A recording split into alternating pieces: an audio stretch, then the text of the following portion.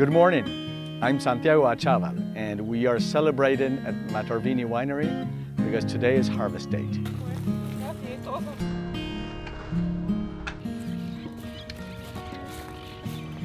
We're harvesting Finca. Finca is an old vineyard of Malbec. If you look at the plants down here, some of them have been planted, are alive after being planted in 1938, 80 years almost. That's a miracle, that's something to be respected. And we're so happy with the quality of the grapes this year. It reminds me of 2013, it reminds me of 2006. 2017, this harvest promises to be a great harvest.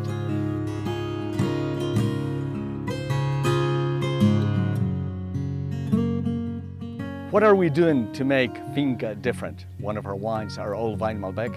We're harvesting the old vines separately from the young vines. See, we mark them with a yellow tape. Yellow is hope. So all the hope goes to the old vines. All the old vines marked with yellow tape, we harvested early this morning. As you can see over there, a young vine was planted. Nobody knows, but it's younger. We haven't harvested yet. Those will go into separate tanks. We take very hard steps to make sure that the best is the best. Another thing I'd like to share with you, and this is a very right moment to do it, is what happens when a vine dies. Because they're alive and they have the natural life. Sometimes they die by sickness, sometimes by accident. It's like people. So we have a technique that only in Mendoza and other places where we are own-rooted and not grafted onto American rootstock can be done. See this old vine over here? In winter, before pruning, we will take a cane from the previous year's growth and we will extend it into the ground, into a hole in the ground, and bury the cane and bring the tip up. That tip will grow shoots. The part of the cane that is underground will grow roots.